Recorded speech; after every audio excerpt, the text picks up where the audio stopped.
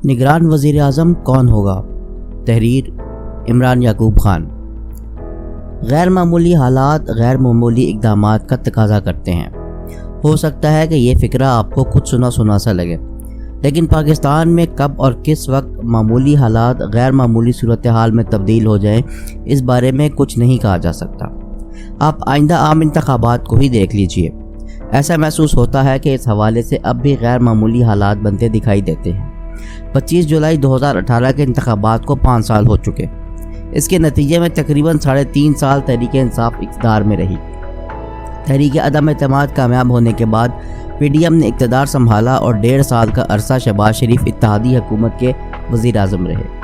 آئین کے آرٹیکل 52 میں قومی اسمبلی کی مدت 5 سال درج ہے اور موجودہ قومی اسمبلی کے 5 سال 12 اگست رات 12 بجے پورے ہو رہے ہیں، لیکن وزیر اعظم شہباز شریف نے بدھ 9 اگست کو ہی اسمبلی تحلیل کرنے کا اعلان کیا۔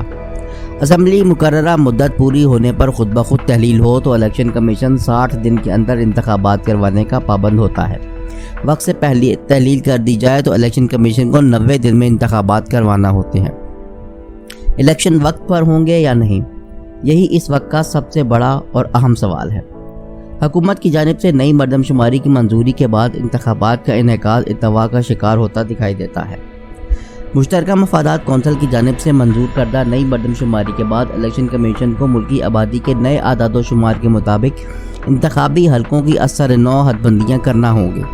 الیکشن کمیشن کو نئی مردم شماری کے مطابق حلقہ بندیاں مکمل کرنے میں 4 ماہ کا وقت لگ سکتا ہے۔ اس کے بعد حلقہ بندیوں پر اعتراضات بھی دور کرنا ہوں گے، جس میں پہلے تو سیاسی جماعتیں الیکشن کمیشن سے ہی رجوع کریں گی۔ اس کے بعد بھی اعتراض دور نہ ہوئے تو ہائی کورٹ اور سپریم کورٹ سے رجوع کیا جا سکتا ہے۔ ماہرین کے اندازے کے مطابق اس قانونی عمل میں بھی 2 مہینے لگ سکتے ہیں۔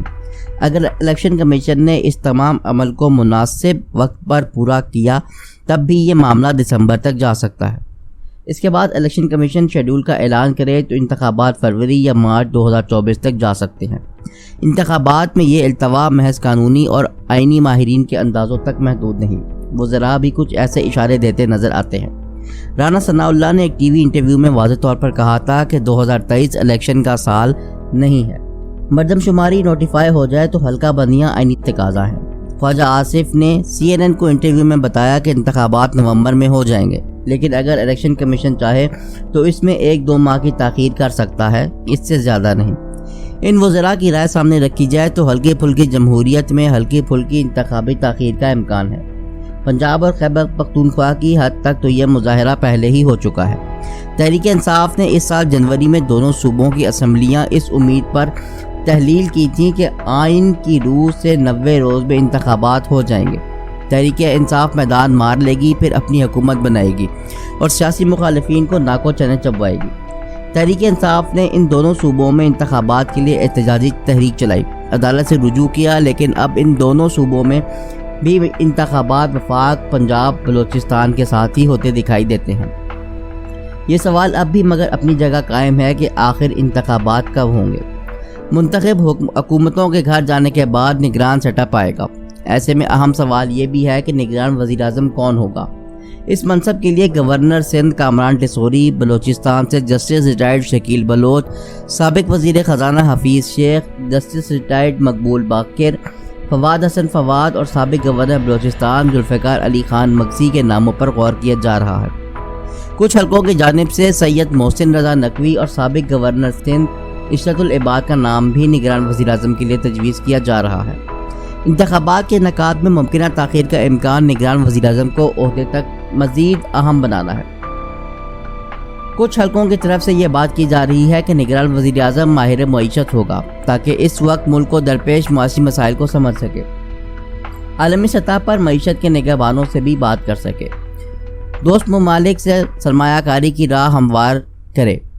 ایسے میں حفیظ شیخ کو نگران وزیر اعظم کے عہدے کے لیے مضبوط امیدوار قرار دیا جا رہا ہے۔ حفیظ شیخ صاحب تحریک انصاف کی حکومت میں وزیر خزانہ رہے ہیں۔ انہوں نے IMF سے ڈیل کی، یہ وہی ڈیل تھی جس کو پی ڈی ایم پہلے اپوزیشن میں اور پھر اقتدار میں رہ کر بھرپور تنقید کا نشانہ بناتی رہی۔